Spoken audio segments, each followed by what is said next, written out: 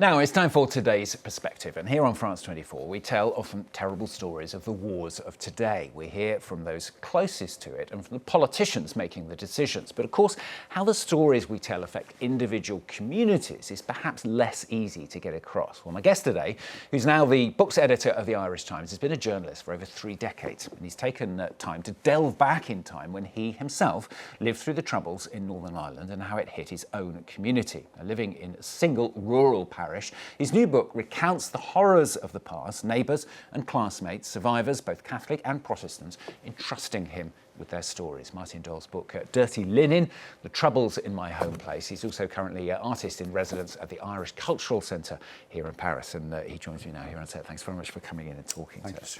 Tell us about the book, firstly, from your point of view. What will readers discover in it, if you like? Thanks. Well, I guess I see it as a microhistory of the Troubles and telling the story of the conflict which happened for more than 3 decades in the north of Ireland, in Northern Ireland. Homing in on my own parish and telling the stories of the people who died there. More than 20 people lost their lives in 3 decades in just a few square kilometres. So what happened was I was invited to write about my own experience of growing up from a class perspective, and I explained that growing up in the north of Ireland, the fact that I was Catholic or Irish was more of a factor in terms of discrimination or hurdles that I experienced rather than class per se. So I wrote about that, and in passing I mentioned that my milkman, who had stood on my doorstep every day as a child, had been shot. He had but survived, but his brother had been killed. 2 of his sons had been killed, and the whole family had moved south, and I'd never seen him again. That was published, as well as in the book, it was published in my newspaper, the Irish Times, and one of Barney's sons, Noel, saw the story and got in touch and invited me to meet his father, who was still alive, 98 years old. So I went out to the farmhouse where he lived with his daughter, Eleanor, and they told me what had happened. But the detail that really struck me was that when their mother died, they took the decision as a family that they wanted to rebury the 2 dead boys, the brothers, Barry and Declan, in the south beside their mother. And the detail that really got me was that they personally exhumed their brothers' bodies. And to me, that really captured what I would call the long tail of the trauma of the Troubles. Afterwards, Noel brought me back up to the north, and he showed me the abandoned family farmhouse, which had been bricked up in the middle of a field. You couldn't even see it from the road. And this was like a mausoleum for me. He brought me inside and, pointed out where his brothers had been shot, where his uncle had been shot, where his father had been shot.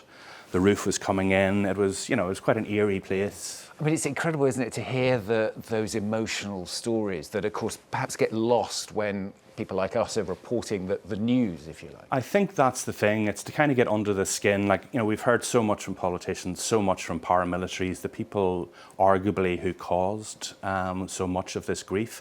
What we don't tend to hear so much are the stories of the victims and the victims' families, the survivors. There's a lot of people will sort of say, we should move on and so forth. But as one of the people that I interviewed, Eamon Kern, said, how can you tell the father of 2 boys who were murdered aged 18 and 21 in their home on the evening of their sister's 11th birthday, how can you tell those parents to move on? That's an insult. It's all very well to sort of say, we need to kind of heal the wounds of the past, whatever, let the past go. But I would argue, having spoken to so many of the people, my neighbours, some wounds have never been allowed to heal because they've been contaminated at every turn, particularly when there is a suspicion of maybe state collusion, of involvement of the British soldiers or police or paramilitaries with connections to the police.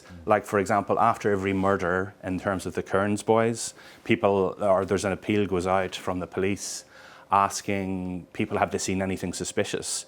The awkward thing in the case of the Kearns boys' murders was that what people noticed was a very heavy, an unusually heavy security force presence in the area, and yet that evening loyalist paramilitaries were able to come in, murder 2 boys and leave. So it's a common thread.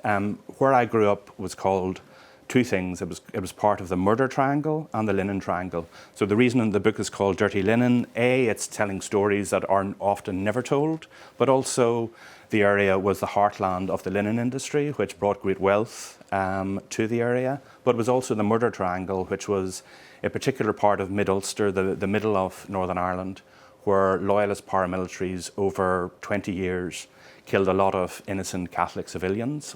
How did it affect you? I mean, what was your personal memory of the time? So my mum told me a story that when I was growing up, she told me that an elderly neighbour had died, and my response was, "Who shot her?"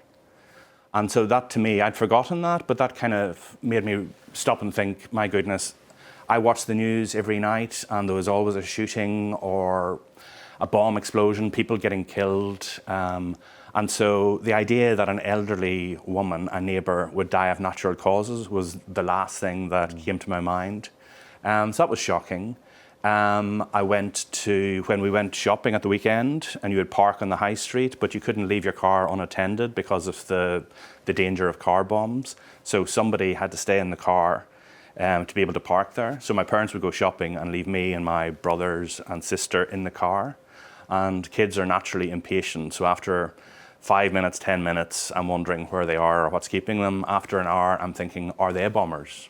Have they left us here as patsies or whatever? So it definitely messed with your head. And what was it like trying to get people to speak? Because I imagine if you'd been trying to write this book 10 or 20 years ago, it would have been very difficult. But now, presumably, people are much more open to talking about it? Largely, and you can see that also in fiction. You can see books like Milkman by Anna Burns, Trespasses by Louise Kennedy, I think books that have been very successful here in France as well. Stories are now beginning to emerge now. The conflict is by and large over. I think people are taking stock and they're looking back. So most people were happy to talk. Some were understandably too traumatised and still grief-stricken after so many years to want to go back there. But a lot of them have never had justice. No one has ever been arrested, never mind convicted, for the murder of their children, their parents, whatever. So they have been fighting for justice. They can't leave it behind them. So they're very happy. They're still in kind of campaigning mode, and they want people to know what happened to their loved ones. And it was important for you as well, wasn't it, to reflect both communities? Absolutely, absolutely. So, in the story, side by side, one of the epigraphs to the book is by Eamon Phoenix, a historian with roots in the parish. And he said, we share a common history, but not a common memory.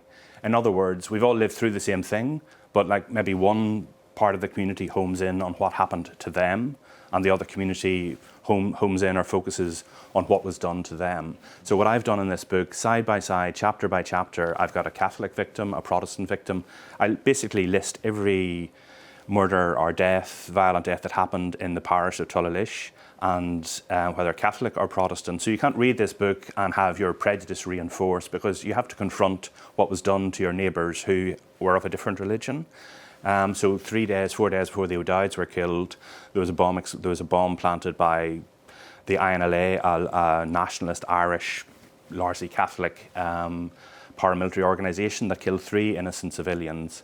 So I interviewed Richard Beattie, whose father, who had the same name, was one of the 3 people murdered in that pub on New Year's Eve. And his loss is as great to me as the loss of the O'Dowds. Beautiful to hear you describe it in your own words. Thank you very much for coming in and talking to us about it. Martin Doyle's book, Dirty Linen and the Troubles in My Home Place. And he's also, as I said, currently artist in residence at the Irish Cultural Centre. Very, very quickly, you've got an event there Thursday night? Yes, Thursday evening at half 7. OK, if you happen to be in Paris, Thursday evening at 7:30 at the Irish Cultural Centre. Thank you very much again, Martin Doyle, joining us there.